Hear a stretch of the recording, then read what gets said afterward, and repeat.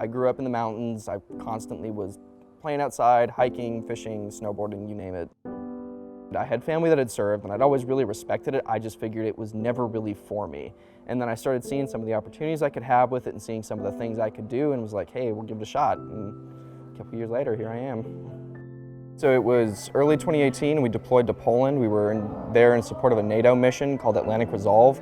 Where I specifically got hurt was on a week-long rotation to Slovakia, a little town called Lech. And come the second morning after our training exercise, we were all asleep and we awoke to a parking brake failure, which would normally be remedied with a simple, oh, just step on the brakes. And we all woke up and started yelling at the driver like, hey man, that's not funny, put the brakes on, we're tired. He's like, hey, that's not me.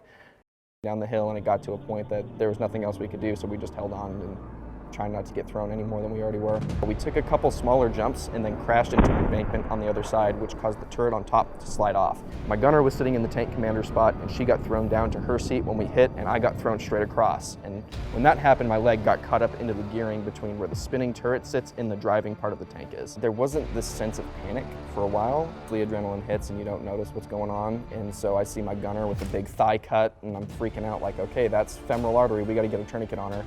And I knew the leg was broken immediately. I couldn't see it. I just knew, God, it hurts, it's broken, but I'm okay. I'm still in one piece, I thought. And so I kind of pushed and pulled, and I felt a bit of a tear and was like, okay, good, I'm free now. And I turned to get my other leg around to push off and get completely free. And that's when I thought I just dislodged it. And that's when I saw that, oh, never mind, I just took the rest of it off with it. It's one of those things that nobody else knows we're down here. It's if I don't help myself and help my crew, no one is going to. So either I step it up or we all die. It's kind of one of those driving factors.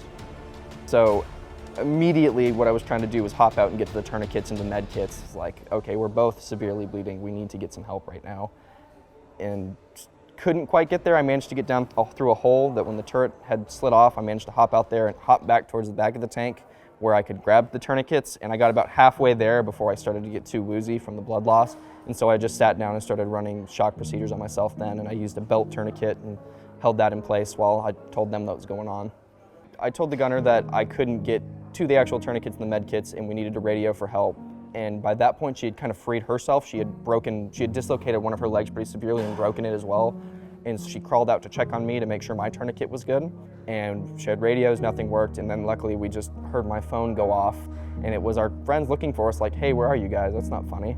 And I was the only phone that had service and that hadn't been broken in the crash. And she managed to crawl back up inside the tank and get the phone, and then threw it over to me, and I unlocked it and sent a few texts out to tell them where we were, dropped them a pin in our location, and they came and found us. Besides the immediate amputation, I broke my ankle on my left side, I broke my pelvis in about 5 spots, and I broke my shoulder. It was so much adrenaline that, I mean, if you've ever broken a bone, that's what the leg felt like, or really severely twisted something. Like, it hurt. I knew I'd done something wrong, but it didn't really hit until the adrenaline started to wear off.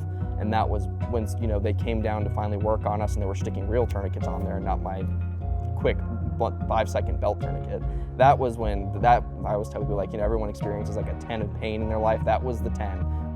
I spent, I want to say about 3 days in the hospital in Slovakia. I spent about another 3 in Landstuhl, and then about 4 hours in Walter Reed, and then I got shot down to the ICU down here. And I spent about a month and a half there between ICU and the orthopedic wing, and doing a bunch of other surgeries to do what they could to cover it up and clean it up and do what they could to kind of make the best of a bad situation with the leg.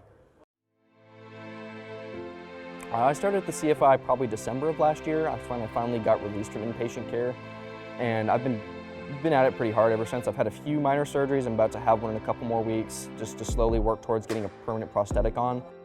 It's great now.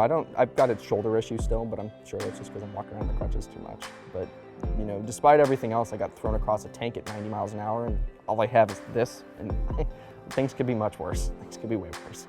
Some people take it the other way, whereas, you know, most of my crew, we were just so lucky to come out of that the way we did. We're just grateful every single day now that we've got.